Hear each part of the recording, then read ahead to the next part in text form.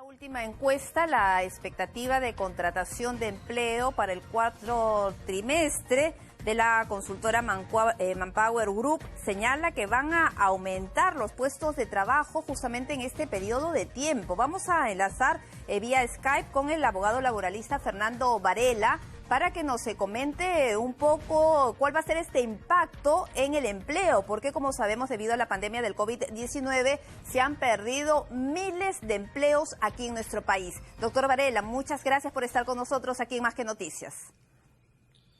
Muchas gracias, Pilar. Siempre es un placer aceptar tu invitación para entrevistar. Bueno, estábamos comentando con nuestros televidentes los resultados de esta última encuesta de esta conocida consultora Manpower Group, que señala que los puestos de trabajo van a aumentar en el cuarto trimestre de este año, aunque definitivamente no se va a llegar a los niveles del año pasado. Lo cierto es que después del proceso en el cual han habido muchos despidos y ha habido mucha suspensión perfecta de labores, lo cierto es que hay algunas actividades que se han ido reiniciando, es decir, es lógico que estas actividades al reiniciarse va a haber un poquito más de empleo, pero no es necesario porque las actividades no se han reiniciado con la capacidad esperada. Recuerda, por ejemplo, que hay actividades como el transporte terrestre y el transporte aéreo. Lo acabamos de ver en el reportaje que acabamos de visualizar, en el cual la cantidad de pasajeros en las unidades son tan bajas que no es, digamos, viable para las empresas seguir con esta dinámica de negocio. Eso hace que no haya choferes, no haya pilotos, no haya azafatas, o los propios colegios, por ejemplo, que no hay, digamos, la posibilidad de que se pongan al día los alumnos o los padres de los alumnos, entonces se reduce el equipo. ¿Eso significa que no hay trabajo? De cierta manera sí, Pilar, pero de otra manera el trabajo existe, pero informal. Las personas que han perdido un empleo formal no se han quedado en sus casas esperando que de repente haya un poco más de bonos asistenciales del gobierno, se las están buscando con emprendimientos como vemos en redes o tratándose de contratar de forma informal. Como siempre te digo, antes de esta pandemia la informalidad laboral, según para el INEI, que a veces no debemos creer la cifra del INEI, era del 72%. Así es. También dijimos que antes de la pandemia este proceso de inmigración irregular de mano de obra extranjera que atacaba siempre la informalidad, hizo que los números sean alrededor del 80%. Hoy, con pandemia, con suspensiones perfectas y con despidos, esta informalidad se convierte en 90%. ¿Cuál es la primera conclusión? 90%. O sea, 9 de cada 10 trabajadores son informales en este momento. ¿Y sabes cuántos inspectores hay para poder fiscalizar esas relaciones laborales? 822 inspectores para un grueso de 16 millones de trabajadores en la población económicamente activa. Es decir, cada inspector tendría a su cargo, entre comillas, inspeccionar a un poco más de 20.000 trabajadores o relaciones de trabajo. Y es por eso que cuando las empresas han hecho esta solicitud para la suspensión perfecta, bueno, en muchos casos los expedientes han quedado durmiendo en el sueño de los justos. Y ese es otro gran problema, porque fíjate que como se han atiborrado de tantos expedientes, hay algo que se llama silencio positivo administrativo y ya se entiende que la suspensión es válida. Si te das cuenta, la discusión hace un tiempo fue que el ministro era muy joven. Pensaban que el gran problema es que el ministro no tenía experiencia. Bueno, se solucionó. Tenemos un ministro que tenía experiencia. ¿Vemos algún cambio? No hay ningún cambio, porque no hay una política dirigida a atacar ese gran problema. Claro, y lo que ha dicho, Fernando, discúlpame, el presidente el día de hoy en esta conferencia, bueno, se ha mostrado un tanto optimista también, no solamente por el decrecimiento del número de contagios y fallecidos por COVID, sino también por el tema económico. Ha dicho que las cifras se están recuperando y es así de optimista la situación en estos momentos aquí en nuestro país. No es tan optimista, pero lo cierto es que si antes tú tenías el caño cerrado, porque la decisión fue cerramos el caño, nos aislamos, las empresas no trabajaban, pero si ahora yo le pongo un poquito nada más, va a salir una línea de agua. Claro, está ingresando agua, pero no es la cantidad que necesitan las personas. Lo que yo siento, Pilar, es que estamos en la marea, estamos en un bote en alta mar, sin timón y sin velas. ¿Y hasta A cuándo la vamos a espera estar de así que o hasta cuándo vamos a aguantar? lo que se tiene que hacer son políticas más agresivas, pero lamentablemente siempre van a estar relacionadas a un punto muy importante que es la salud. Muchas empresas no están trabajando con la operatividad necesaria y con esto termino para que preguntes. En el tema del transporte aéreo ha sido muy importante porque dicen, sí se va a abrir los vuelos internacionales, pero no sabemos cuándo. Entonces, ese mensaje al empresario dice, yo no puedo estar esperando que decidan, tengo que seguir recortando planilla. Y esos trabajadores tienen que buscárselas en el mercado informal porque no les va a llegar el bono. Claro, Realmente no va a llegar nunca el bono. y cuando hablas de políticas más agresivas o que se requieren de otro tipo de políticas en este sector, ¿a qué te refieres puntualmente? Vamos, por ejemplo, a una política breve y pequeña. Uh-huh. El negocio de restaurantes comenzó a levantar económicamente sus ingresos después de una sequía por el tema de la suspensión.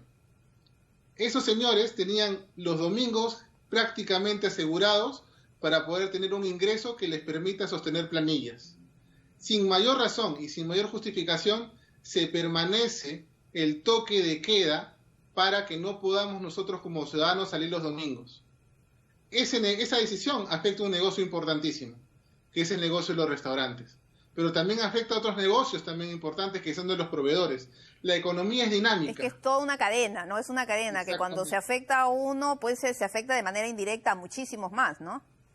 Y pregúntale a esa persona que está en un restaurante, decir cuál es la diferencia que yo tenga a mi disposición la posibilidad de enviar deliveries a que las personas puedan acercarse, ya ni siquiera en el salón, o de repente ir a recoger. El tema es que tiene que haber una política agresiva, Pilar, ya sobre la informalidad. El negocio está, los trabajadores están laborando, hay cifras en gris. Yo no puedo tener 822 inspectores para determinar qué relaciones son las, digamos, las que son formales. Y es por eso, ante tan pocos fiscalizadores, que muchas empresas están haciendo pues lo que quieren. Y aprovechándose de las normas vigentes, del silencio administrativo, bueno, presentan una serie de documentación y como no hay respuesta en el plazo esperado, bueno, ellos asumen como que le han dado luz verde a la solicitud. Y hay otro tema también. Por ejemplo, yo sé que siempre hay buena fe, yo creo siempre en la buena fe de las personas. Por ejemplo, hace unos días nos levantamos enterándonos por ATV que el proyecto de ley de trabajadores del hogar se había aprobado. Así es. Claro, en una primera análisis es muy positivo, pero un segundo análisis, normas como esa, en este momento lo que hacen es desalentar la contratación, porque a un hogar lo homologan como si fuera una empresa. Entonces, un hogar tiene que pagar una remuneración de gratificación en julio, una remuneración de gratificación en diciembre, una remuneración de CTS, el despido ya no está permitido de las maneras como estaban antes. Entonces, ¿qué es lo que hace el hogar? Dice, no me conviene, yo soy informal, no tengo gratificación, no tengo CTS, me están obligando a hacerlo, señora, hasta aquí nomás. Y una norma mal diseñada lo que hace es que ese grupo de personas se quede en el desempleo también. Y se va sumando el nivel de informalidad que llega ya a niveles alarmantes, del 90% según lo que estás comentando, Fernando. ¿Y cuándo vamos a regresar, no sé si al mismo nivel de lo que estábamos antes de la pandemia, pero cuándo vamos a empezar a sentir y a reducir este nivel tan alto de informalidad que hay en el empleo? No, ese es un tema, Pilar, que no se puede arreglar como que quien cierra, gamarra y saca a los vendedores ambulantes. No es tan sencillo. Acá lo que tenemos que hacer es apostar por la inspección de trabajo. Pero una inspección de trabajo que no siga siendo lo que sigue siendo antes, lo que es hasta el momento. Es decir, somos 822, pero me piden cifras. Tocamos la puerta del formal, porque el formal tiene su letrero, claro. El formal tiene su RUC y el formal lo encuentro. Entonces, si te voy a dar más inspectores, te voy a dar más recursos, hagamos un gran pacto. Que 10 años el 80% de las inspecciones estén destinadas a atacar la informalidad. No, pero yo determiné que no pagaron CTS en esta empresa formal. Sí, señor, eso ya lo sabemos, pero lo hemos inspeccionado durante 15 años. Tu labor, inspector de trabajo, encuentra cuotas de informalidad laboral. Uh-huh. Y eso va a hacer que las cosas cambien, porque cuando un trabajador es informal, no tiene beneficios. Está bien, pero tampoco tiene jubilación. y tampoco tiene seguro de salud. Es un tema que también es crítico en ese momento. Claro, y se ha visto además, ¿no?, en medio de toda esta pandemia. Bueno, Fernando, entonces hay que tomar con pinzas los resultados de esta consultora sobre el tema, pues, de que va a mejorar un poco el tema del empleo, la contratación en este último trimestre del año. Hay que tomar con pinzas y hay que tomar, pues, como bien señalas, estas medidas agresivas para poder reanimar la economía, reanudar la economía, al menos que recupere un poco del ritmo que tenía hasta antes del COVID-19. Con esto termino, Pilar, solamente. Es el momento. Si no lo hacemos hoy, no lo hacemos nunca. Tenemos que necesariamente optar por flexibilizar algunos derechos, porque el día de hoy tiene que haber un gran pacto entre trabajadores y empleadores, es decir, nunca habíamos estado como estamos actualmente.